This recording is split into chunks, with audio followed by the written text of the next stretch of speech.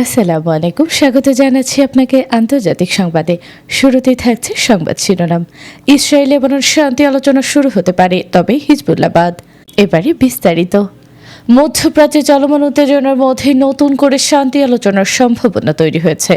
Israel আগামী সপ্তাহে United স্টেটসের রাজধানী ওয়াশিংটন ডিসিতে লেবাননের প্রতিনিধিদের সঙ্গে আনুষ্ঠানিক আলোচনা শুরু করতে আগ্রহ প্রকাশ করেছে। তবে এই আলোচনায় একটি গুরুত্বপূর্ণ শর্ত দিয়েছে ইসরায়েল। দেশটি স্পষ্ট জানিয়েছে লেবাননের শক্তিশালী সশস্ত্র গোষ্ঠী হিজবুল্লাহকে এই আলোচনায় অন্তর্ভুক্ত করা হবে না।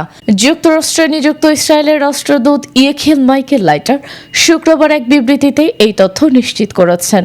তিনি বলেন, হিজবুল্লাহ এখনও ইসরায়েলের ওপর হামলা চালিয়ে যাচ্ছে এবং এই সংগঠনটি দুই দেশের মধ্যে শান্তি প্রতিষ্ঠার পথে সবচেয়ে বড় বাধা।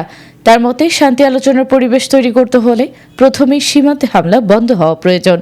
এদিকে জানা গেছে, যুক্তরাষ্ট্রের মধ্যস্থতায় ইতিমধ্যেই কূটনৈতিক পর্যায়ে যোগাযোগ শুরু হয়েছে। প্রতিবেদন অনুযায়ী বৈরুতে নিযুক্ত মার্কিন রাষ্ট্রদূতের অংশগ্রহণে লেবানন ও ইসরায়েলের রাষ্ট্রদূতদের মধ্যে একটি গুরুত্বপূর্ণ টেলিফোন আলাপ অনুষ্ঠিত হয়েছে। এই আলাপচারিতায় সীমান্ত পরিস্থিতি এবং সম্ভাব্য যুদ্ধবিরতি নিয়ে আলোচনা হয়েছে বলে জানা গেছে। লেবাননের রাষ্ট্রপতির কার্যালয় থেকেও একটি বিবৃতি প্রকাশ করা হয়েছে।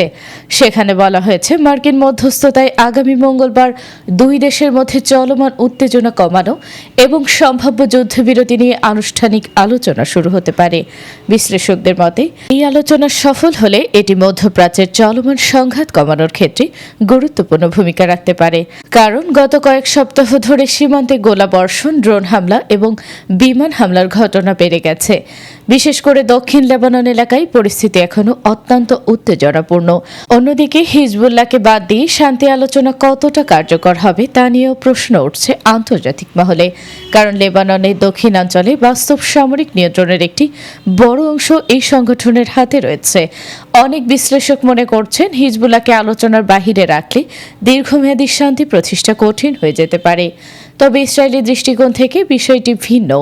তাদের দাবি, হিজবুল্লাহ সরাসরি ইরান সমর্থিত একটি সশস্ত্র গোষ্ঠী এবং এই সংগঠন সীমান্ত উত্তেজনা বাড়ানোর অন্যতম প্রধান কারণ। এ কারণেই তারা সরকারি পর্যায়ের আলোচনায় শুধুমাত্র রাষ্ট্রীয় প্রতিনিধিদের অন্তর্ভুক্ত করতে চাইছে। এদিকে ইউনাইটেড স্টেটস এই আলোচনায় মধ্যস্থতাকারীর ভূমিকা পালন করছে। ওয়াশিংটনের লক্ষ্য হচ্ছে সীমান্তে উত্তেজনা কমানো এবং সংঘাতকে আরও বড় আঞ্চলিক যুদ্ধের রূপ নেওয়া থেকে ঠেকানো। বিশ্লেষকদের মতে, বর্তমান পরিস্থিতিতে যদি যুদ্ধবিরতি নিয়ে কোনো সমঝোতা হয়, তাহলে তা শুধু ইসরায়েল ও লেবাননের জন্যই নয়, বরং পুরো মধ্যপ্রাচ্যের স্থিতিশীলতার জন্য একটি গুরুত্বপূর্ণ পদক্ষেপ হবে। সব মিলিয়ে এখন আন্তর্জাতিক মহলের নজর রয়েছে আসন্ন এই আলোচনার দিকে। কারণ এই আলোচনা সফল হলে সীমান্তের সহিংসতা কমাতে পারে, আর ব্যর্থ হলে পরিস্থিতি আরও জটিল হয়ে উঠতে পারে বলে আশঙ্কা করছেন বিশ্লেষকরা।